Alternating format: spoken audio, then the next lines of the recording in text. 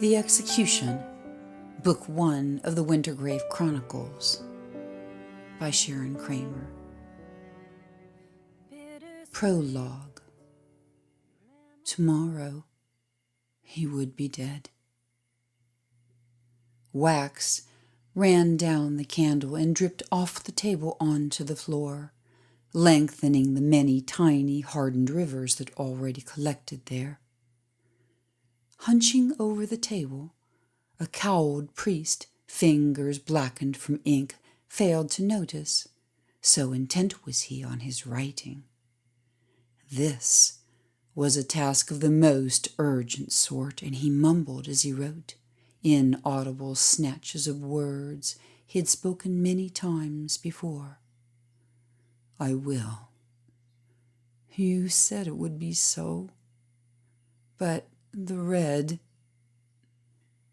Scratching feverishly on the parchment, he paused, sweeping a sleeve across his dry lips before continuing. Suddenly, casting the quill aside, he seized the parchment and crumpled it, flinging it before picking up the quill and starting again, with the fresh parchment in even greater intent. Down the hallway, another's footsteps could be heard, or perhaps not, as someone approached and stopped outside his door. "Diada, son, are you in there?" The stranger knocked softly on the heavy door, but the priest ignored him, much too occupied to be bothered by the unwelcome visitor. He scribbled on and mumbled more things, but the knocking returned, more urgently this time, and the priest flinched as the older voice asked, "Diada, have you seen the prisoner? It's late, son. He must be seen." The hunched form halted his scribbling and stayed like this, suspended over his work as though frozen. It was as he had imagined it sometimes as a child. If you don't move, the monsters can't see you. "Diada, may I come in?" the kind voice asked, and when it was not answered, the door creaked open. An older, considerably larger priest entered, licking his lips. Father Leosion cleared his throat. "The prisoner. You must see him, Diada. You know it is the path back." The young priest dropped his head and sighed heavily. Very deliberately, he crumpled the parchment, replaced the quill, and pushed himself heavily to his feet. With head bowed, he skirted Father Leosion and moved toward and out the door. Father Leosion, a growing look of concern on his face, watched long enough to see the lone figure retreat down the hallway and disappear in the darkness. Pulling back into the tiny room, his eyes widened as he glanced about the floor, rather the absence of much of it, so obscured was it with crumpled bits of parchment. Picking up one of the discarded notes, he flattened it out alongside the one left on the desk so that he could read them both. His worry compounded as he saw, on both parchments, "Please forgive me. Please forgive me. Please forgive me." Chapter 1. The Dungeon, 8 p.m. Mediterranean France in November was dismal. It was a time of short gray days and long black nights. The priest's robes hung in heavy woolen folds, damp from the fog as he made his way along the muddied streets of the sleeping town of Toulon. The village sat on the coast and was beautiful in the summer, if you ignored the nature of those who gravitated toward it for business. However, it was summer nevermore for this one. The cotton underlinen clung uncomfortably to his body, and his collar chafed the back of his neck. It was a despicable feeling, and tonight his whole outlook was miserable. Deodato wished for the Marseille. Really, he wished for the oblivion of his childhood in the Marseille. But wishing was not praying, and even prayers seemed to go unheard as of late. But that did not matter tonight. He had something to attend to before he could get back to matters of greater importance, his writing. A moth, drawn to the light of a street lamp, spiraled downward into the miniature lake left by another's footstep. Deodato watched as it thrashed upside down, tacked to the surface of the muddy water. The puddle took on a rainbow color as the dust slowly eroded from the moth's wings, color in a dismally gray world. But Deodato did not see color anymore, save one, red. Stepping on the insect, he impaled it into the muck, finishing its fate. It was a gesture of mercy, a mercy-killing. Stunned by how violent an act of kindness could be, he paused, and on some level begrudged the insect its oblivion, sanctuary, precious nothingness. He scratched at his neck. It would be good to finish this undesirable business. Afterward, he would go back to the stable behind the church, where he could shed the God-forsaken robes. An evil trick it was to make a holy man dress so. Then, perhaps, he could escape between the rare, worn, handwritten pages of other lands, volumes borrowed from the papal library in Avignon. Often, he would awaken later with his hand resting upon a still open volume, not one step closer to redemption. The others judged this one. While he read, the older priests slept, having eaten too much, fat bastards. It was, he thought, obscene how much they could eat, given how widespread famine was. The stable room was his only sanctuary, away from the huge stone structure of the cathedral and his writing. Such a wretched task it was, and one he hoped to be done with before too long. He seemed to be so close to finishing.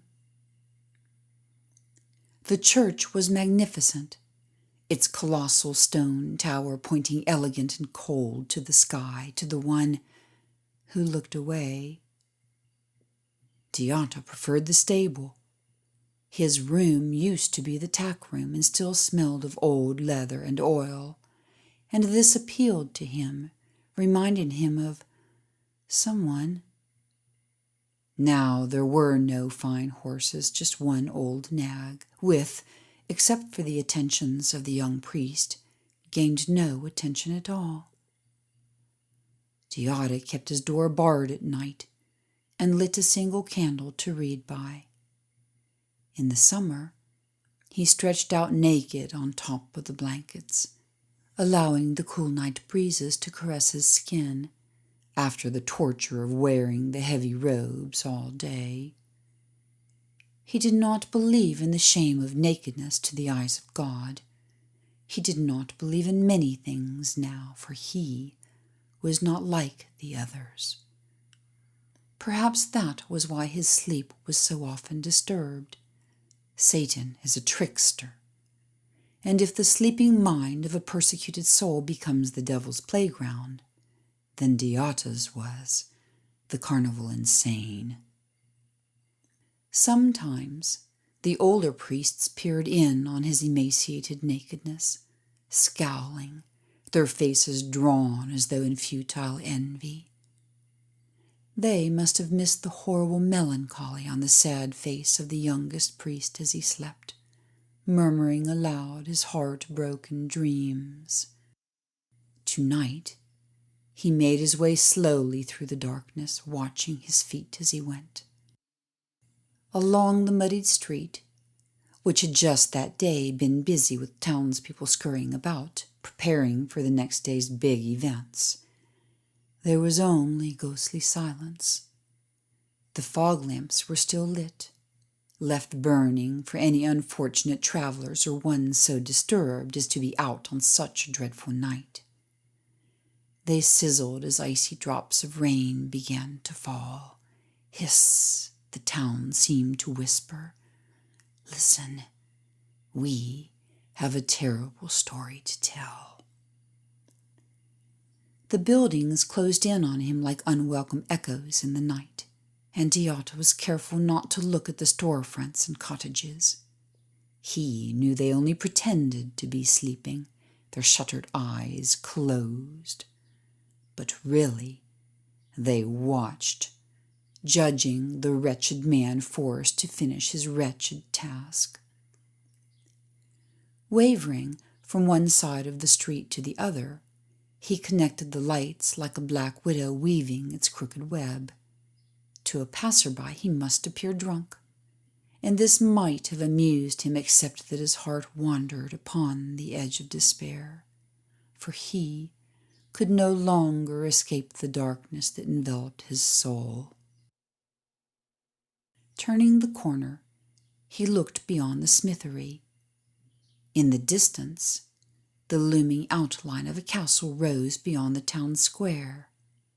It was black and ominous, and appeared as though it did not belong in the tiny French village. The feudal family who had once lived there had been brutally murdered. They were nobility, tragic casualties of the ever-profitable business of war. The adults had been drawn and quartered, their bowels doused with molten wax and lit on fire. Such a gruesome act it had been, and particularly creative even for late 14th century justice. Even more terrible were the tidal waves of Black Death. When they surged, mankind suffered like never before. Even the earlier starvation of the crop failures was preferable to the plague. On the edge of Toulon, it had taken 60 years to raise the stones of the church. In the grand scheme of things, that was very efficient. Monumental structures such as these normally required close to 100 years to complete, like the monastery in Bordeaux. But to Deotta, it was not serfdom that had raised the magnificent church, but the work of medieval society, a society possessive of its things, very possessive of him. Mankind was leaping forward, or so they believed. Universities were popping up everywhere. The compass and mechanical clock were invented, and Marco Polo had traveled to China. Dante penned his incredibly tragic tale of human fate, and religion was bloody chaos. On one hand, society boasted the teachings of the gentle St. Francis, while on the other, it blessed the barbarism of the Inquisition. France was the most powerful country in Europe, but in the name of faith, constant war plunged it into rivers of blood and carnage, and the plague, casting its ruthless cloud at intervals, eventually consumed 1/3 of France's population. Death was everywhere, a wicked lover that invited all to its arms as it peered into every window, whispering, ready to kiss the lips of any who dared to live. The hearts and minds of men were not right. Humanity was given to hopeless thoughts and desperate deeds. Deotta frowned. These were woeful thoughts. But let them have their death and despair. He had enough of his own. The mucked-up streets gave way to cobbled stone as the priest approached the small township square. He kicked his feet, slinging the mud from his boots as the mire gave way to more solid ground. Looking up, Deotta saw the black outline of the castle rising high above in the distance. Its towers stretched like arms into the sky, as though it would swoop him up and dash him into the rocky sea beyond. The castle housed the criminals of the state for 5 townships. Tonight, it was also the end stage of his holy pilgrimage. He dreaded this visit, had put it off all day. As he walked past the square, the gallows scaffolding stood skeleton-like, gaunt and spindly. The timbers were giant, an unholy mantis poised in the night, waiting to behead its prey. He squinted. Why was she standing there? Unspeaking, she was reaching for him, from the platform of the gallows. Rubbing furiously at his eyes, Deotta blinked, but the vision was gone, just a figment of the fog. He moved with heavy feet to the other side of the street, away from it. There had been a flurry of activity to raise the platform for the executions. It had been almost festive. Eat, drink, and watch. 3 men were to be beheaded, 1 was to be hanged. It was certain to be a lively social affair. The vendors and gawkers would be out en masse, profiting as always from the macabre curiosity of horrible things. Curious how human nature draws more to a death than a birth. Let a child be born, and a few significant loved ones will gather. But let a man die, even his most remote acquaintance will attend. Deotta was expected to attend the executions, some ridiculous notion left unspoken that the presence of a holy man would secure the inevitable will of God. He thought it a freakish barter at best, and hated it. He had already seen the pathetic unfortunates scheduled to lose their heads. They were pitiless creatures, belching and scratching their genitals while he offered them confession. They had led lives of petty disregard, their sins carnal and selfish, without the notion of consequence or redemption. Did they deserve to die? Only God knew. They were most likely victims of these miserable, chaotic times. No matter. For tomorrow, their eyes would look briefly up at their decapitated bodies. They would gaze in surprise as the awareness of their final moments dimmed, like the moth, flailing, staring up at the street lamp before being smashed into Dante's heaven or hell. Deotta trudged on. Only one remained to be seen, the murderer, the one to be hung, the evil one. Yet the necessity of absolution was divine law, was it not? No matter the crimes, all men might seek absolution and, with forgiveness or enough gold, could enter the kingdom of God. He breathed in deeply of the damp night air, dreading again his task. But if he did God's bidding, perhaps there would be mercy, and he would not have to write any more. Perhaps then, at last, he would be granted his final indulgence. For some reason this gave him no peace tonight, and his mood blackened, for he knew that to wish for the passage of time was dangerous. The soul lives to experience the moment. To bleed is to live. A terrible color, though. Red. If he could just forget that color. Pausing, He reached up and gently touched his right temple with the first 2 fingers of his hand. He was uncomfortable. His thoughts tormented him, and his feet stuck in place. It seemed that his heart sagged in his chest.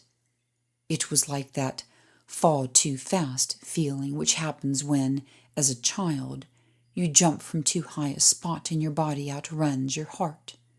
It was intensely disagreeable, and he tried unsuccessfully to shrug the feeling off. Glancing back, he thought he saw someone behind him, but the shadow turned out to be only another vapor in the night, disappearing into thin air. He shrugged, his feet broke free, and he walked on. For now, there was no escaping the job ahead of him. He detested laying eyes upon those miserable creatures, smelling their filth and half listening to their confessions, blasphemies, and complaints. It disrespected humanity, and it disrespected her. A pang of guilt stabbed at him. God would disapprove of his lack of compassion. He made a mental note to include this in his evening prayers and Saturday confessions. "Forgive me, Father, for I have sinned again." And just like that, there it was. He took a deep breath as the shame of his past snuck into his wandering thoughts, and he groaned aloud. Peculiar how he did that. Softly, involuntarily, but definitely a groan. It always happened when the unthinkable would lay siege to his subconscious and claim a thought for itself. Bringing his clenched fists to his forehead, he remained like this for some time. He needed the parchment and the pen. "Please, God, make the memories go away. If you would just take them away." Finally, grasping the tenuous fringe of sanity, Deotta pulled himself back, forcing the thoughts away. "It is better here," he told himself. The morbid present was always better than the horrible past. He breathed in deeply. His feet started to move again, and his journey continued up the long hill to the castle. As he crossed the portcullis and approached the enormous facade, he paused to touch it, allowing his hand to pass over the rough, cold stones. They appeared to weep in the dampness of the night, perhaps for the unfortunate men they imprisoned. Climbing the steps of the fortress-like entry, he lifted the heavy wooden knocker, pounding twice on the soggy door. Climbing the steps of the fortress-like entry, he lifted the heavy wooden knocker, pounding twice on the soggy door. The dull hammering echoed behind, causing him to glance over his shoulder again. He shivered, squinting into the distance. The fog was pushing in, rolling down the streets, claiming for itself the space from which the rain had withdrawn. Toulon was a beautiful town on a sunny day, if you weren't murdered. Tonight, however, Deotta hardly recognized it. Looking up, he tried to make out the stars, briefly considering that others must look at the stars just as he did, other people in other towns watching the very same sky.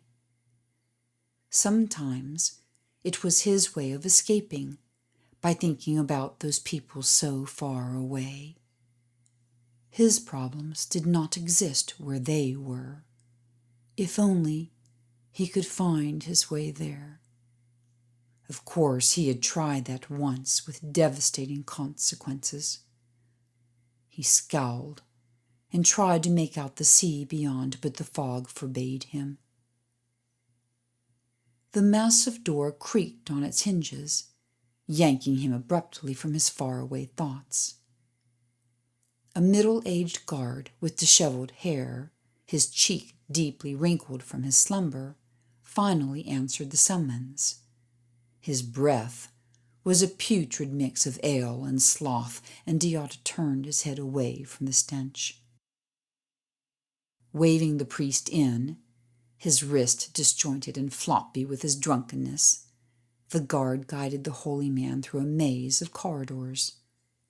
Mumbling about the ungodly hour, though it was barely past supper, he led Deotta to one of the 2 towers adjacent to the donjon.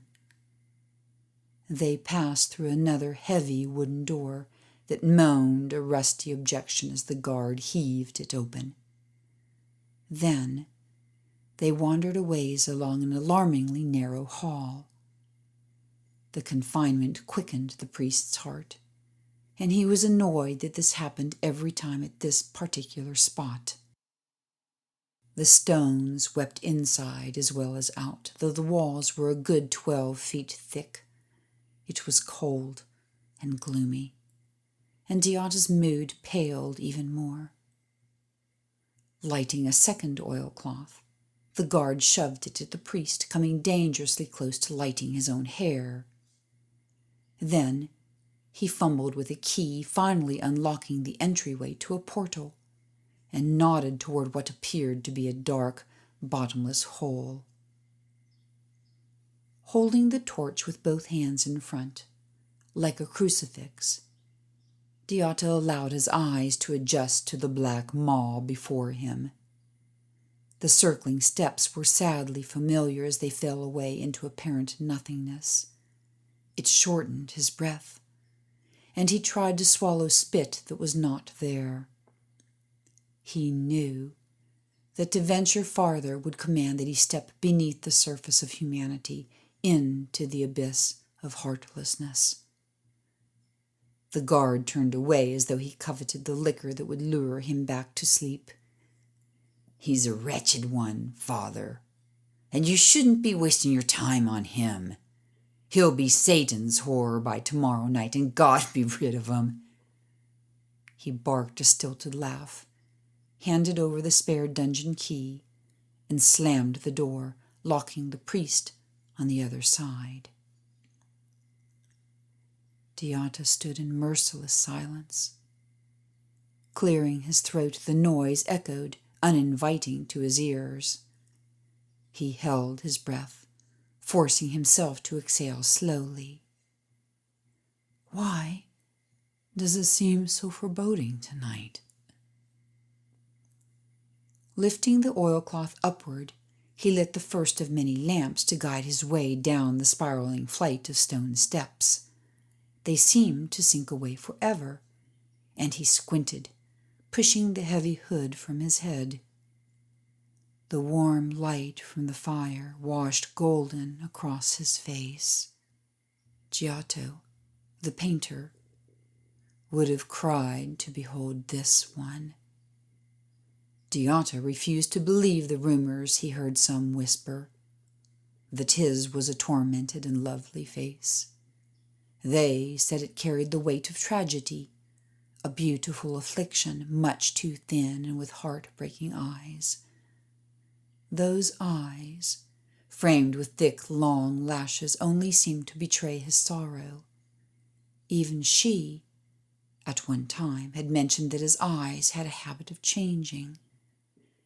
They could turn from a deep chocolate brown to a blue so dark that they appeared as indigo as a moonlit sea. However, when Deotta studied his face in the faded looking-glass at the monastery, he did not see these things. Any more, he did not recognize the man who stared back. "Who is this?" he sometimes wondered, peering at the cheekbones that rose so sharply.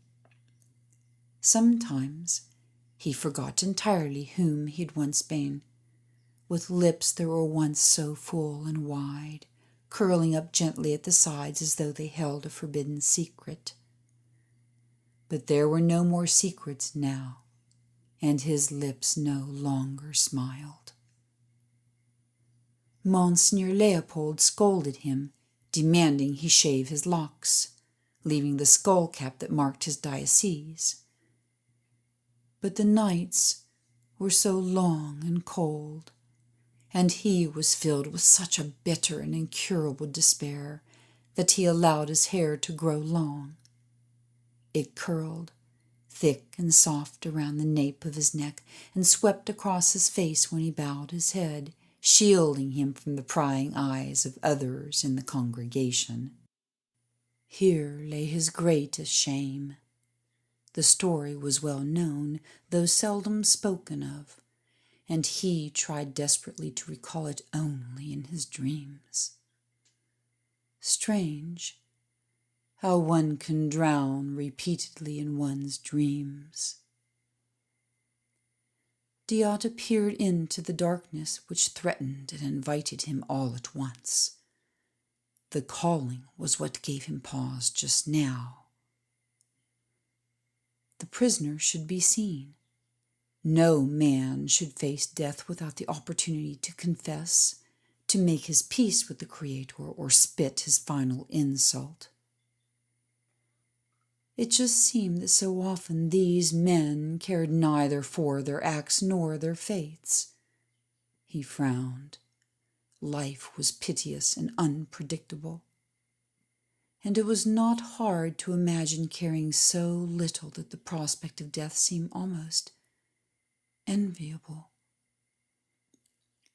The water dripped in sleepy rivulets down the stone walls, and Deotta stared at it. He had seen the lifeblood of the beheaded drip just so, after the initial geyser following the executioner's blade. He wondered if the soul left in the same manner, an initial rush before dragging behind it the final droplets of what a man truly was. The stone steps were enormous, a good 14 inches vertical, as though the castle had been built for giants. He ventured onward, and the rats scurried away from the unwelcome light as he lit the lamps one by one. The steps seemed to go on forever, and Deotta was overcome with a sensation of descending into the bowels of the earth, the way station for travelers on their way to hell. He forced himself to concentrate on the steps, counting them as down, down he went, farther into the belly of the beast. Finally the steps ended, and he halted, breathing hard, not from exertion, but from the anxiety that wrapped thickly around him like the damnable robes. His spit was hard to swallow, and he had the sensation of being trapped, as though he was as much a prisoner as the creatures held here. Deotta stepped onto the flat stones of the dungeon floor and swallowed twice to pop his ears. The dampness reeked as an unlikely breeze greeted his nostrils. It was rank and repulsive, and he thought it must come from the very rock beneath his feet. He could make out the dark rows of cells, 2 of them, like long black fingers stretching from the hand of the devil himself. The unfortunate men who were cast in here were miserable souls, most of them truly evil with dreadful crimes to share their nature. Sometimes, though, they were just unlucky or enemies to the wrong power. Nevertheless, they held something in common with him: misery. Deotta made his way down the left row of the dungeons. The stench drifting out from the holds was overwhelming, a vile mix of rotting death and of the nearly dead. He shuddered. Sometimes the maggots invaded even before the end came. He fought the overwhelming urge to vomit, to abandon his mission and flee, and tried not to look into the cells as he walked by. The groans from within seemed inhuman, and the unmistakable affront of a wretched, naked form evacuating his bowels gave him barely a moment's pause. The moans and gasps hurried him along, and his stare remained fixed to the floor in front of him. An outstretched hand extended grisly and mutilated from a cell and startled him. He knew the horrid torture of slowly crushing the digits of a man's extremity, and Diata was not at all certain the hand was even attached to an arm. He stepped over it carefully, maintaining his direction, bent upon his purpose. Replacing his cloak, he kept his head down, knowing well enough where he must stop.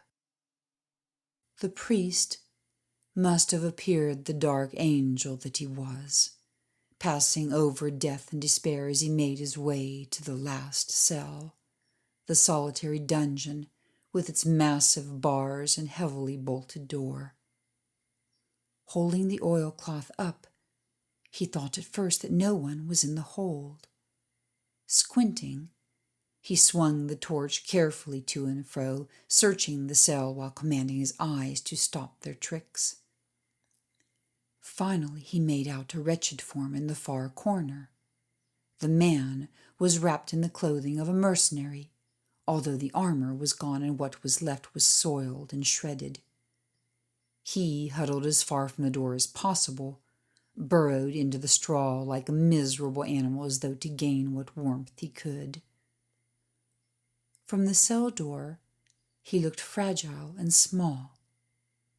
The flesh that showed was bruised and scraped. Diata knew this was because the prisoner had been subjected to torture before his sentencing. The man possessed an evil history, and it was the way of things. If they were loathed, the prisoners suffered horrible fates. Men were castrated by suspension until the weights of their bodies tore the delicate orbs from them. If they were adulterous, they were sodomized by the guards. If, however, they were feared, they were beaten, but no hand would touch them directly. It was believed that the truly evil in life could spite one in death, and there was a respectful cruelty reserved for prisoners such as this one. Diata drew a deep breath. For a moment he thought the prisoner dead. He thought he might be too late. But as his eyes better adjusted, he saw the slow, shallow rise and fall of the mercenary's breathing. "You there? It is I, Diata the priest. I have come to hear your confession." There was no response, and the creature remained unmoving. "I am here with the seventh sacrament. Do you wish salvation?" Still no response. Unlocking the gate, Diata moved into the cell. He locked it quickly and hid the key on his sash between the folds of his robes. "I give you the chance to seek the forgiveness of our Father, to go to your death in peace." The prisoner remained terribly still. Holding the torch up, the cell appeared larger than at first, a good size, nearly 5 long paces square. Most of the floor was bare stone, stained with the blood and decay from past prisoners, layered with old and moldy straw. The air was unmoving and heavy. Kneeling next to the man, Diata stretched his hand out to touch the huddled form, thinking the prisoner might be sleeping or unconscious. At such a close range, he became aware that the creature was not a wretched withered shape after all, not as he appeared from outside the cell. The murderer was a stalwartly man, perhaps over 4 cubits tall, like himself. He paused, having expected less, a pitiless fragment of a man. Surely it must be so, since the crime was worthy of only ugliness and weakness. He was a taker of life, and now his would be taken. The priest's eyes sharpened as he noticed the folds of lean muscle layered over the bare ribs. This probably protected them from breaking during the beatings. He saw the strong sinews of an exposed thigh, the knees folded for warmth under an unmoving body. A ragged scar of an obvious impalement marked the thigh. There were many scars upon this one. This man was cruelly battle-worn. He next observed the broadness of the shoulders, wisps of straw clinging here and there. There was nothing weak about this man, but Deotta sensed that the prisoner was indeed forsaken. He swallowed. Perhaps they were not so different after all.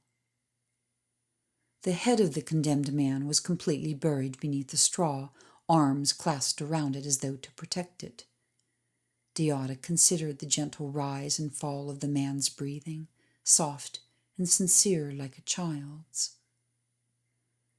"I have bread and wine for you," he whispered kindly. He had hidden the loaf and flask from the guard. It was forbidden to bring other than spiritual relief to the condemned, but Deotta was not unkind and always carried these few comforts to share. Perhaps the prisoner was deaf from the beatings, or maybe unable to move, his back broken as sometimes happened with the tortures. He had seen the guards drag a man to the gallows, unable to carry himself to his own death. Hesitating, he reached his hand out, the stark cleanliness of it strangely corrupt against the filth of the bare shoulder. He did not shake the man, but instead gently pressed his fingers around the collarbone. It startled him when he felt muscle glide over sinew as the form groaned and stirred. Yanking his hand away, he rocked back on his heels and waited. The man struggled as he pushed his bruised body to his knees, his head hanging loosely. It was just about then that the priest became more acutely aware of the significance of the prisoner's frame, the lean but muscled form and sheer size of the man. He recalled that this was a barbarian, and briefly wondered at his own lack of good sense coming into the cell as he had.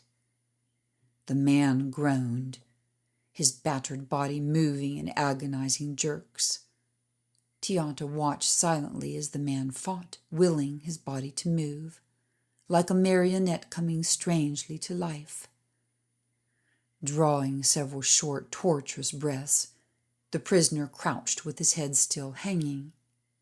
He wrenched his hands to the sides of his head as though he might stop the explosion that was sure to occur.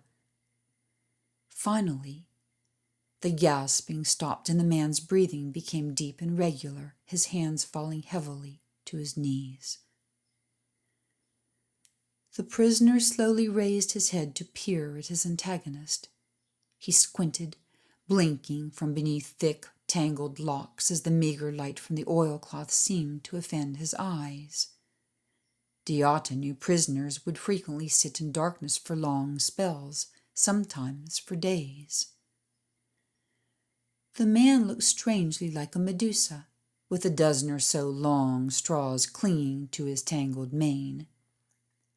He focused on the face of the young priest, who had stirred him so rudely from his sleep.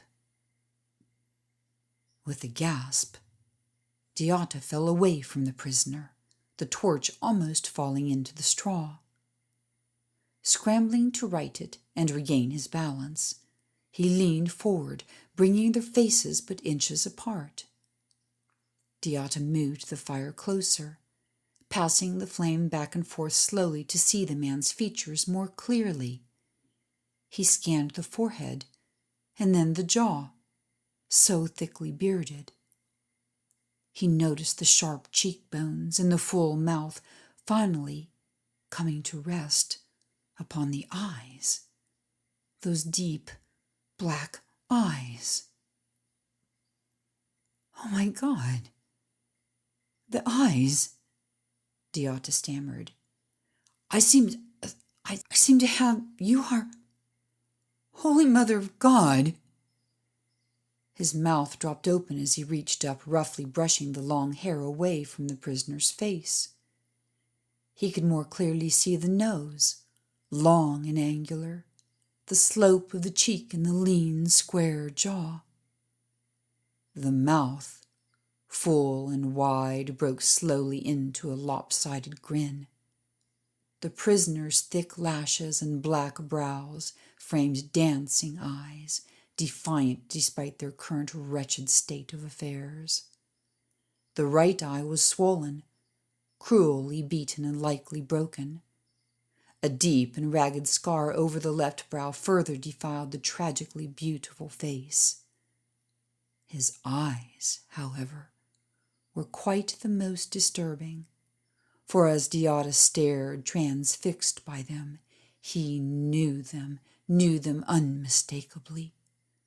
Under the blood and the grime, beaten and forsaken as it was, the face was his own, a mirror image of himself. Both stared in silence as each beheld his twin. The deep, hollow laughter from the prisoner drifted up the dungeon stairs, out the window slots, and beckoned all moths before it was swallowed up by the thick fog of the night.